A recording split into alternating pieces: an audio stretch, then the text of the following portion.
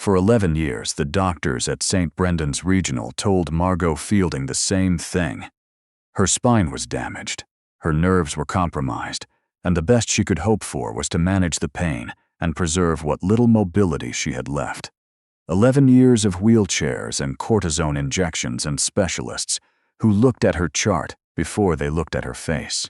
11 years of a life put on hold, a career paused, a marriage strained, a woman who had once run a company with 300 employees, learning to ask for help reaching things on the second shelf. Nobody questioned it. Why would they? Dr. Harlan Voss was one of the most respected neurologists in British Columbia. He had published papers. He had awards mounted on the wall behind his desk. When he spoke, nurses listened, administrators deferred, and patients like Margot, simply believed. The only person who didn't was a maintenance worker named Colt Brennan, who fixed boilers and unclogged drains and had been working the overnight shift at Seaview Rehabilitation Center for going on 6 years. Colt wasn't the kind of man people noticed right away. He was 41, broad through the shoulders from years of physical work, with calloused hands and a work shirt that always had at least one stain on it, regardless of how recently it had been washed. He had a daughter, 9 years old, named Abby, who stayed with his mother on the nights he worked late. He drove a 2009 pickup with a cracked passenger side mirror that he kept meaning to fix. He was the kind of man who existed in the background of other people's lives. The one who kept the heat running in winter, who replaced the fluorescent bulb in the hallway before anyone had to ask twice, who knew which elevator shook on the way up and which water fountain ran cold. He was not supposed to know anything about spinal neurology. He was not supposed to change anything. But that's the thing about people who are overlooked. They tend to see what everyone else has stopped looking for. Margot had built her company, Fielding Logistics, out of a spare bedroom in her house in Kelowna. She was 32 when she landed her first major contract, 36 when she moved into a proper office, and 40 when the accident happened. A car had run a red light on a wet November afternoon, and the impact had thrown her sideways into the doorframe. The initial injury wasn't catastrophic. A herniated disc, some nerve compression, the kind of thing that could, in theory, heal with time and physiotherapy. Except it didn't. Or at least, that's what she was told. Within 18 months, Margot was using a walker. Within 3 years, she was in a wheelchair full-time. Her neurologist, the well-decorated Dr. Voss, explained that her condition was progressive, that the original injury had triggered a cascade of complications, that aggressive intervention might cause more harm than good. He recommended a conservative treatment plan. He adjusted her medications quarterly. He referred her to Seaview for long-term rehabilitation, where she would receive supervised physiotherapy, pain management, and what the brochure called a supportive environment for sustained recovery. What the brochure did not mention was that Dr. Voss sat on Seaview's board of directors, that he received a referral fee for each patient he placed there, that Margot's company, now managed by her younger brother Sterling while she was incapacitated, had $3 million in annual contracts that Sterling, ambitious, impatient Sterling, had quietly begun redirecting to a firm he co-owned with a former colleague. None of that was visible from a wheelchair in room 14. What was visible was the view of Burrard Inlet from the window, the herons that stood at the shoreline in the early morning, the way the light changed over the water through the seasons. Margot had memorized that window the way you memorize anything you look at long enough. Not because it was beautiful, but because it was all she had. Colt started the overnight shift at Seaview in March, 2 years before any of this unraveled. He had taken the job because his previous position, maintenance at a school district, had been cut in a budget round, and a facility job paid slightly better with steadier hours. He was raising Abby, alone. Her mother had left when Abby was 4, and there was no shared custody, no child support flowing the other direction. Just Colt and his mother and a school schedule that required someone to be home by 3:15. He wasn't unhappy. That's important to understand. He wasn't a man burning with unrecognized potential or quietly furious at the world. He was a man who did his job well, picked up Abby on Sundays, coached her soccer team badly but with great enthusiasm, and mostly kept to himself. He had a quiet life and he didn't particularly want a louder one. The first time he spoke to Margot, it was because the ventilation unit near her room was making a sound it shouldn't, a low rattling hum that had apparently been disturbing her sleep for a week. Nobody had logged a maintenance request. He found it by accident, replacing a light fixture 2 doors down, and when he paused to listen, he could hear it clearly. He knocked on her open door to let her know he'd be working nearby.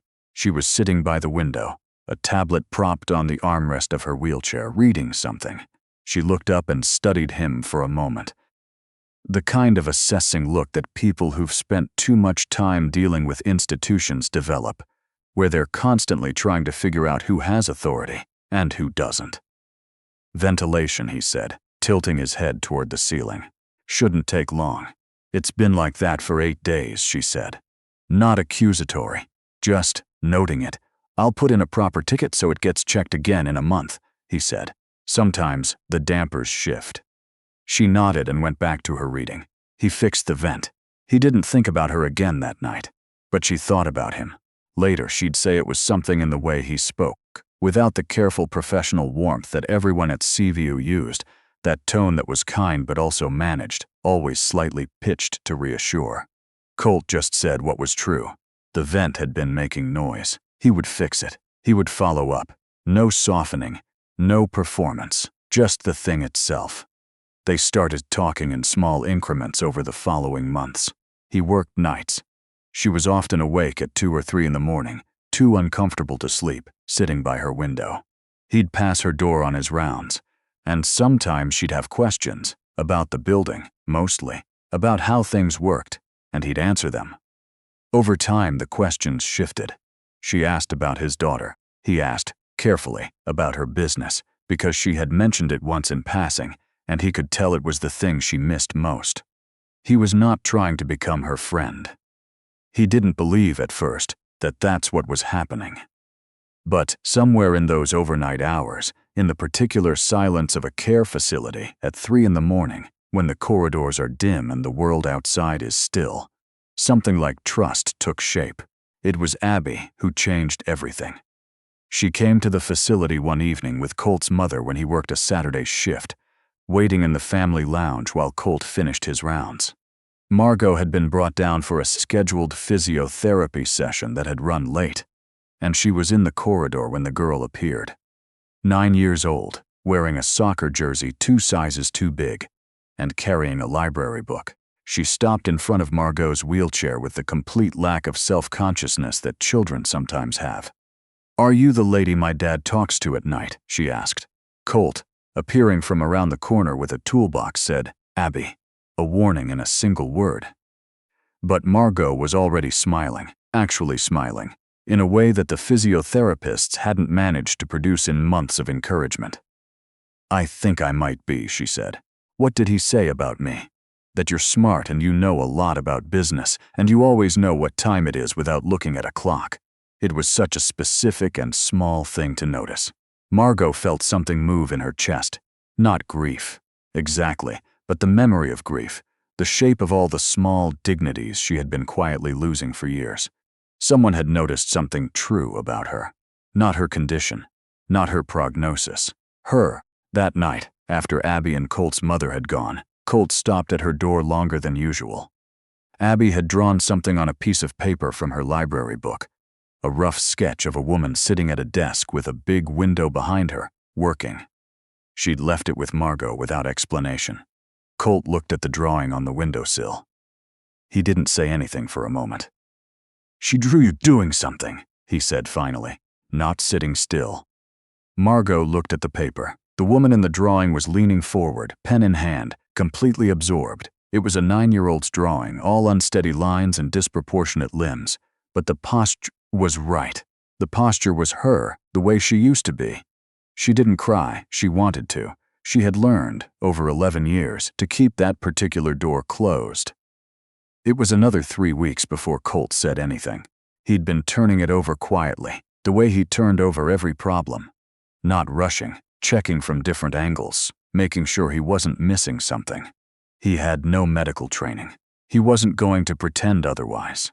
But he had spent 6 years in this building, and in that time he had learned, without intending to, quite a lot about how bodies moved through it. He noticed things: which patients walked differently after which therapies, which medications seemed to flatten people versus sharpen them, which interventions the physiotherapists were enthusiastic about, and which they performed with a kind of routine blankness. He noticed, because it was his nature to notice, the way a building's systems behaved when they were working properly versus when something was subtly wrong. What he had been noticing about Margot, and this was the thing he kept returning to, was her brace. She wore a lumbar support brace, prescribed and fitted by Dr. Voss's clinic, adjusted quarterly during her medical reviews. The physiotherapy staff worked around it.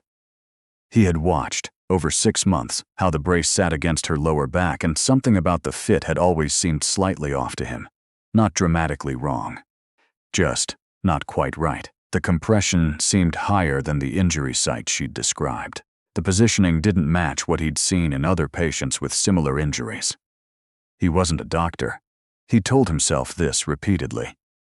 He was a maintenance worker who had paid attention to too many things for too long. But he had a laptop, and he could read. He spent 3 nights reading about spinal compression, about lumbar bracing, about the way certain orthotics could, if misapplied over a long period, actually inhibit nerve recovery rather than support it. He read about cases, medical literature, not rumors, actual published studies, where long-term use of improperly fitted devices had extended rather than shortened periods of reduced mobility. He sat with that information for a full week before he said anything. When he did, he kept it simple. He knocked on her door at 2:30 in the morning, during a night when he'd seen her light on and knew she was awake. He asked if he could ask her something strange. She said yes. He said, "That brace. How long have you been wearing that exact model?" She thought about it. 7 years, she said. More or less. They adjust it periodically. Do they ever take it off? During physiotherapy? She paused. No. Dr. Voss said it needs to stay on for spinal stability. Colt nodded. Didn't say anything immediately. Then, I'm not a doctor. I want to be really clear about that. I know that, she said. And I could be completely wrong. Okay, but I've been reading some things, he said slowly. And I think you should get a second opinion. Not about your injury. About the brace, from someone who has no connection to Seaview or Dr. Voss. Margot was quiet for a long time. He waited. He didn't push it, didn't add to it, didn't try to convince her. He'd said the thing. The rest was hers.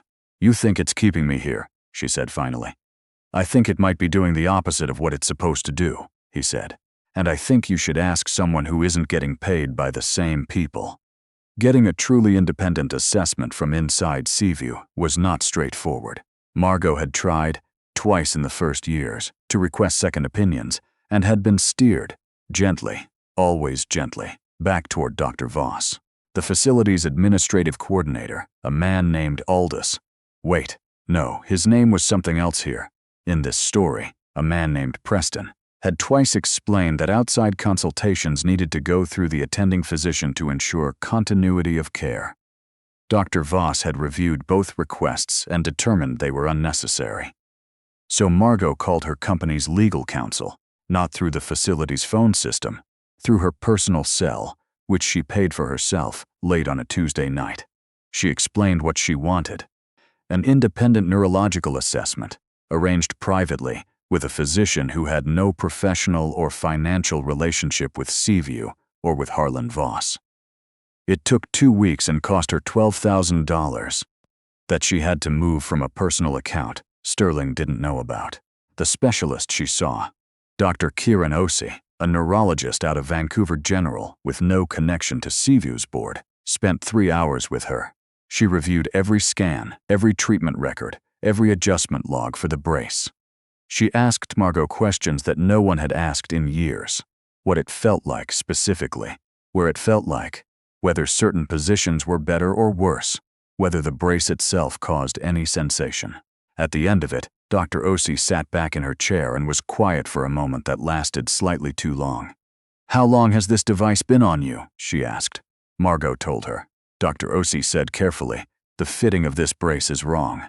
Not subtly wrong. Significantly wrong in a direction that, over years, would consistently apply pressure to the wrong area of the spine, inhibiting the nerve pathways that should be recovering." She paused. "This isn't negligence by omission. This is a specific, deliberate misfitting. Someone knew what they were doing when they made this."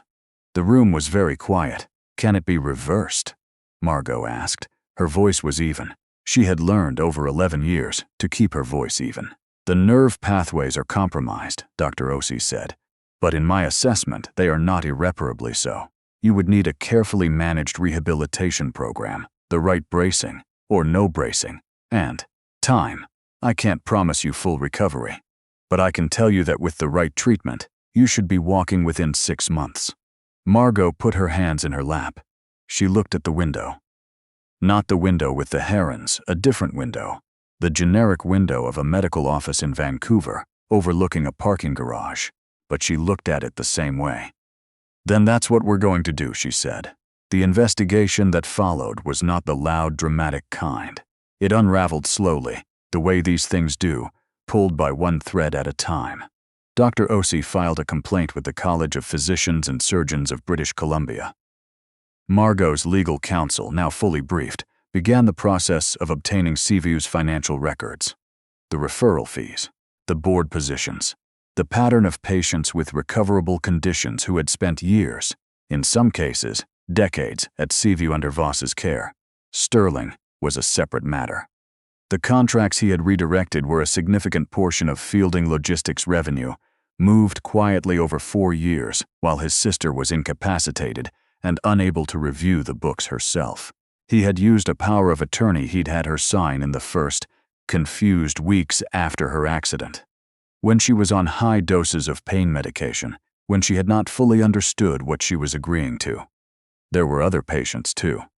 3 of them who had been in Seaview for varying lengths of time, all referred by Voss, all with bracing adjustments that did not match their injury profiles.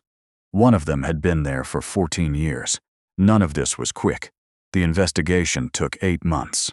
There were lawyers and regulatory bodies, and eventually, a Crown prosecutor. Dr. Harlan Voss lost his medical license before the criminal charges were fully laid, which meant he knew it was coming and retained very expensive counsel who spent considerable effort arguing for the interpretation most favorable to their client. He was convicted, ultimately, on 3 counts of fraud and 1 count of criminal negligence causing bodily harm. The sentence was 7 years. He would serve 4.5 with good behavior, which felt inadequate to everyone who had been in a wheelchair for longer than that. Sterling received a civil judgment that required him to return the redirected funds with interest. He did not go to prison. The Crown determined the power of attorney, while ethically indefensible, had been obtained in a gray area of legal consent. Margot declined to press the criminal matter further. She did, however, remove him permanently from any role in the company, and filed for the return of full executive authority within 30 days of beginning her rehabilitation. The rehabilitation itself was quieter and harder than any of the legal proceedings. 6 months of the right treatment, new bracing, specific targeted physiotherapy, regular reassessment, and then another 6 of rebuilding what had atrophied. The nerve pathways, Dr. Osi had said, were compromised but not dead. What that meant in practice was that recovery came in increments so small they were sometimes imperceptible. A sensation in a toe, a shift in balance, the capacity to bear weight for 3 seconds, then 5, then 15. Colt visited 3 times during that period. He was not comfortable in the rehabilitation facility in Vancouver, which was busier and louder than Seaview, full of people in the business of conspicuous care. He always brought Abby, who treated each visit as a reporting exercise, updating Margot in considerable detail on the standings of their soccer league. On his 3rd visit, Margot met them in the corridor, standing, with a cane, and not without effort, and for only a minute before she sat back down, but standing. Abby looked at her, and then looked at her father, and then looked back at her. "I knew she was going to," Abby said, with the complete matter-of-fact certainty of a 9-year-old who has decided something is true. I drew her standing up, but there wasn't room on the paper. Colt's face did something complicated for a moment. He looked away at the wall, jaw tight, and when he looked back, he was composed again. He wasn't a man who let himself be easily read, but Margot had spent enough nights in quiet corridors with him to know the difference. "Thank you," she said. It wasn't enough. It was never going to be enough. But she said it looking at him directly, which he met without deflecting. "You did the hard part," he said. "You believed it was possible." "You gave me the reason to," she said. He shook his head slightly.